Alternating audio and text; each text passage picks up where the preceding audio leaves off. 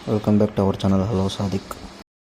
कैसे रहना, बाहर कैसे रहना और एक दूसरे का हमारे ऊपर क्या हक है, ये सब आपस में लेन देन करे तो, कर्जा दिए तो, अमानत लिए तो, या कोई इंतकाल कर गए तो किसका किसको कितना हिस्सा देना, ये सारे इल्म जो है जिंदगी मौत से लेकर, वो पैदाइश से लेकर मौत तक जितने हमारी जिंदगी के उतार चढ़ाव है, जवानी है, बचपना है, फिर बालिग होने के बाद की जिंदगी है, और बुढ़ापा है, बाप बनने के बाद, दादा बनने के बाद, और जो है सब के बारे में अल्लाह के नबी ने हमको सिखाया है। तो वो चीज़ों को जानकारी हासिल करना हमारे ऊपर ज़रूरी है। कुरान सीखना ज़रूरी है और बग़ैर समझे के तिलावत करना, एक हर्फ पर 10 नेकी मिलते हैं। तो कुरान जब तक सीखेंगे नहीं, पढ़ना नहीं आएगा। जब पढ़ना नहीं आएगा तो पढ़ नहीं सकते। जब नहीं पढ़ेंगे तो नेकियों से महरूम हो जाएंगे। जब सीखेंगे, पढ़ेंगे तो हर हर्फ पर अल्हम्दुलिल्लाहि रब्बिल आलमीन, हमजा पर 10 नेकी, लाम पर 10 नेकी, हा पर 10 नेकी, मीम पर 10 नेकी, दाल पर 10 नेकी, हर हर्फ पर 10 नेकियां। और नेकी का मतलब क्या है? नेकी के वजन होने पर ही हम जन्नत में जाएंगे। अच्छे काम का बदला अल्लाह ताला नेकियों की शक्ल में देता है। बुरे काम, गुनाह के काम का बदला अल्लाह ताला अजाब की शक्ल में देता है, गुनाह का बदला। तो अच्छा काम करेंगे, कुरान पढ़ेंगे तो नेकी मिलेगी, और नेकी वहाँ काम आने वाली चीज है, आखिरत में, कब्र में, हशर में, सब जगह पर। ये एक नेकी के लिए वालिदैन तरस कर औलाद से पूछेंगे तो औलाद नेकी देने से इनकार कर देंगे। और यहाँ इस वक्त जिंदगी में मौत से पहले पहले जितना कुरान सही सेहत तो तजवीद के साथ पढ़ लेंगे तो हर हर्फ पर 10 नेकियां। और यही नेकी के लिए आदमी कल अगर कम पड़ जाए तो लटक जाएगा। वालिदैन मांगेंगे औलाद से, औलाद इनकार कर देगी, और औलाद मांगेंगे वालिदैन से तो वालिदैन इनकार कर देंगे। जो वालिदैन यहाँ औलाद के लिए मर मिटते हैं और जो औलाद वालिदैन पर मर मिटते हैं, लेकिन वहाँ नेकियों के देने लेने में अनजाने बन जाएंगे कि हम नहीं जानते। यौम यफिरुल मर्उ मिन अखीही व उम्मिही व अबी, कुरान में अल्लाह कहता है कि वो दिन होगा कि माँ बाप औलाद को नेकी देने से, पहचानने से इनकार कर देंगे, भागेंगे एक दूसरे से, औलाद भागेगी माँ बाप से। तो इसलिए नेकी करने का ये मौका है। इंसान की जिंदगी के ये 4 मरहले हैं। एक तो माँ के पेट में रहकर आता है, फिर उसके बाद दुनिया के पेट में, आसमान के नीचे, जमीन के ऊपर इस वक्त मैं और आप और सारे जिंदा इंसान हैं। फिर उसके बाद एक वक्त आएगा, मौत आ जाएगी, तो तीसरी मंजिल में, कब्र वाली मंजिल में, जमीन के अंदर चले जाएंगे। और उसके बाद एक चौथी मंजिल है, क़यामत आने के बाद हज़रत इसराफील अलैहिस्सलाम सूर फूकेंगे, कब्रों से पहले इंसान से लेकर आखिरी इंसान तक सब बाहर आएंगे, और 3 चीजें वहाँ होंगी। एक तो बालिग होने के बाद से नमाज का हिसाब होगा, बालिग होने के बाद से रोजे का हिसाब होगा, और माल था तो ज़कात और हज का हिसाब होगा। जवानी की हिफाजत होगी, हिसाब किताब होगा। जवानी अल्लाह की तरफ से अमानत है। इंसान की जिंदगी 3 हिस्सों में तकसीम है। बालिग होने से पहले बचपना, बालिग होने के बाद से लेकर 40 तक जवानी, 40 के बाद से लेकर मौत तक बुढ़ापा, जब तक अल्लाह जिंदा रखे। तो बचपना, जवानी, बुढ़ापा। तो इसमें जवानी का जो हिस्सा होता है वो कुछ करने का वक्त होता है। आमतौर पर ये वक्त ज़ाय हो जाता है ख्वाहिशात में, मनमानी में। जवान लोग जो है यहूद और नसारा और काफिर और मुशरिक की नकल करते हुए जिंदगी गुजार कर जवानी को बर्बाद कर देते हैं। तो ये जवानी भी अल्लाह की तरफ से अमानत है। इसका भी मैदान हशर में हिसाब होगा कि मैंने जवानी दी थी, तुमने जवानी कैसे गुजारी। और जिनको अल्लाह ताला माल की नेमत दिया है, दुनिया में उस माल को ख्वाहिशात में, गुनाह में इस्तेमाल करते हैं, तो ये माल भी मनमानी के लिए अल्लाह नहीं दिया है, ये भी अल्लाह ही का दिया हुआ है। یہ بھی اللہ کی نعمت ہے، اور اس کے حکم کے مطابق آقا صلی اللہ علیہ وسلم نے جس طرح مال خرچ کرنے کو بتایا ہے اس کے مطابق کریں گے تو وہاں بچ سکیں گے۔ یہ مال اللہ کی نعمت ہے، اللہ ہی دیا ہے، اور جیسے دیا ہے ویسے چھین بھی سکتا ہے، واپس بھی لے سکتا ہے۔ تو اللہ تعالیٰ یہ مال کے بارے میں بھی حساب پوچھے گا کہ تم مال کہاں سے کمائے اور کہاں خرچ کیے۔ یہ دو سوال ہوگا مال کے بارے میں۔ تو نماز کے بارے میں حساب ہوگا، اور روزے کے بارے میں حساب ہوگا، اور زکوٰۃ اور حج کے بارے میں حساب ہوگا، جوانی کے بارے میں حساب ہوگا، اور اسی طرح سے مال کے بارے میں حساب ہوگا۔ یہ سب آخری چوتھی منزل میں جانے سے پہلے میدان حشر میں جمع ہونے کے بعد ایک تو حساب کتاب ہوگا، دوسرا ترازو میں اللہ تعالیٰ نیکیوں کو اور گناہوں کو تولیں گے۔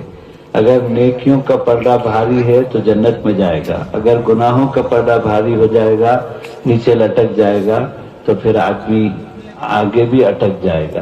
یہ دو مرحلوں کے بعد پل صراط کے اوپر سے گزرنا ہے۔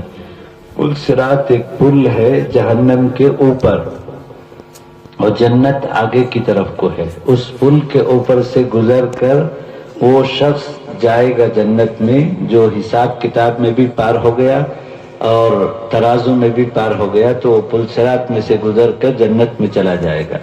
اور اگر حساب کتاب میں اٹک گیا، ترازو میں اٹک گیا، تو پل صراط میں گزرتے ہوئے نیچے جہنم میں گر جائے گا۔ جب یہ انسان وہاں پہنچے گا چوتھی منزل میں بھی آپ بھی سب لوگ پہنچیں گے، تو اس وقت اس انسان کی دو حالت ہوگی میدان حشر میں، یا تو ایمان والا ہوگا یا تو کافر، مشرک اور مرتد رہے گا۔ کافر کون؟ جو اللہ کو انکار کرتا ہے۔ مشرک کون؟ جو اللہ کے ساتھ دوسرے بتوں کو بھی عبادت میں شریک ٹھہراتا ہے۔ اور مرتد کون؟ جس کو اللہ ایمان دیا تھا لیکن وہ عقیدے کی بگاڑ پر جن چیزوں کو ماننا چاہیے ان کو مانے بغیر ایمان والوں کے گھرانے میں پیدا ہوا، ماں باپ ایمان والے ہیں، اور ان کے گود میں پلا اور حالت میں، لیکن اس کے بعد کافر کو، مشرک کو اور مرتد کو، اور جہنم میں جانے کے بعد پھر واپس ہی نہیں ہے، ہمیشہ رہے گا، اور وہاں اس کی کوئی خواہش اللہ تعالیٰ پوری نہیں کریں گے، چیختا چلاتا رہے گا، سخت سے سخت ترین عذاب میں مبتلا اسے کیا جائے گا، اور وہ اسی عذاب میں مبتلا رہ کر ہمیشہ ہمیشہ رہنا پڑے گا۔ اب ایمان والا بچ گیا، میں اور آپ بچ گئے، اللہ نے ہم کو ایمان کی دولت دیا ہے، تو ایمان والا پھر دو اس کی حالت ہوگی، ایک نیک ایمان والا اور ایک گنہگار ایمان والا۔ سوال جواب میں پار ہو گیا، جو حشر کے حساب کتاب میں پار ہو گیا، جو حشر کے ترازو میں پار ہو گیا، اور پل صراط سے گزر کر جنت میں چلا گیا، نیک ایمان والا۔ تو اب یہ جنت میں جانے کے بعد ہمیشہ جنت میں رہے گا، اللہ میرا تمہارا اس میں شمار کرا دے، تو ہمیشہ جنت میں رہے گا۔ اور جنت میں جنتی ایمان والا داخل ہونے کے بعد پھر وہ باہر نہیں آئے گا، جیسے جہنمی جہنم میں جانے کے بعد باہر نہیں آ سکتا، ویسے جنتی جنت میں جانے کے بعد باہر نہیں آ سکتا، ہمیشہ جنت میں رہے گا، اور وہاں اس کی کوئی خواہش نہیں پوری کریں گے اللہ تعالیٰ، اور یہاں اس کی ہر خواہش کو جنت والے کی، جنتی کی خواہش کو اللہ پوری کریں گے۔ اللہ قرآن میں بھی کہتا ہے وَلَكُمْ فِيهَا مَا تَشْتَهِي أَنفُسُكُمْ، جو تم چاہو گے وہ چاہت کو پوری کی جائے گی۔ اب بچ جائے گا یہ ایک انسان ایمان والا ہے لیکن گنہگار ہے، کون؟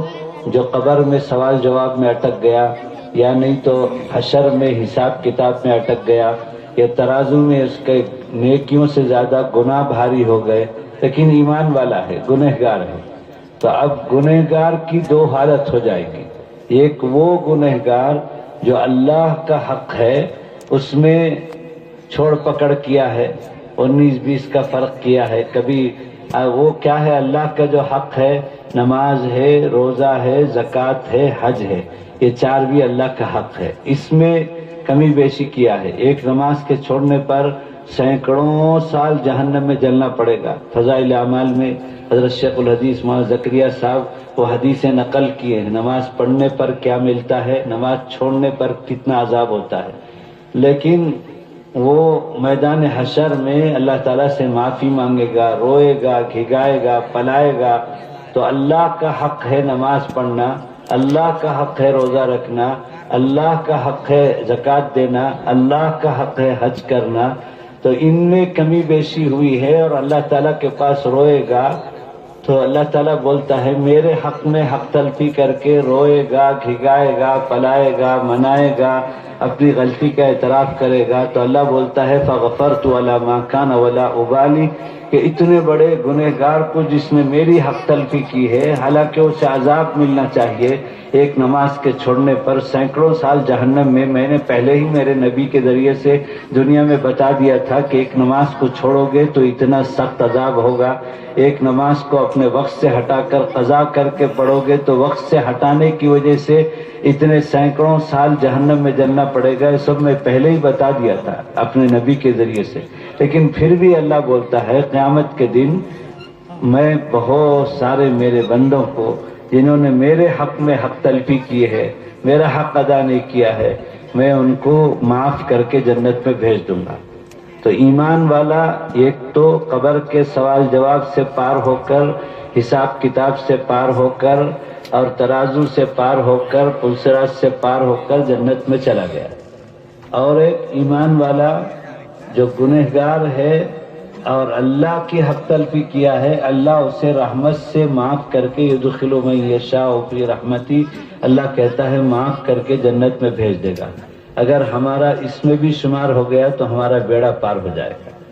اس کے بعد پھر نمبر آئے گا اللہ کی جو حق تلفی کیا ہے، نماز، روزہ، زکوٰۃ اور حج میں کمی بیشی کیا ہے، تو آقا صلی اللہ علیہ وسلم اللہ سے سفارش کریں گے، اے اللہ تیرا اختیار ہے میری امت کے وہ افراد جو تیرے حق تلفی کیے ہیں نماز، روزہ، زکوٰۃ اور حج میں، اگر گنجائش ہے تو میری گزارش ہے، میری سفارش ہے، شفاعت ہے کہ ان کو تو معاف کر کے جنت میں بھیج دے۔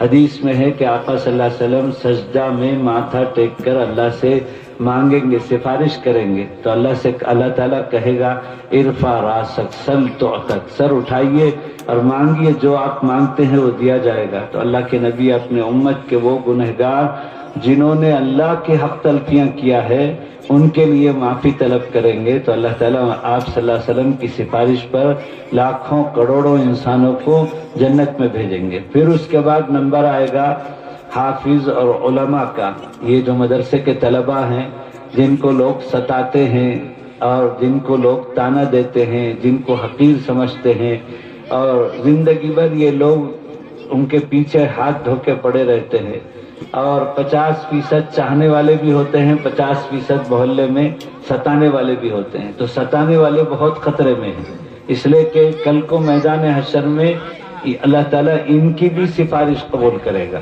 ایک حافظ 10 وہ شخص جس کے حق میں جہنم کا فیصلہ ہو گیا، اس کے حق میں سفارش کرے گا تو اللہ تعالیٰ وہ حافظ قرآن کی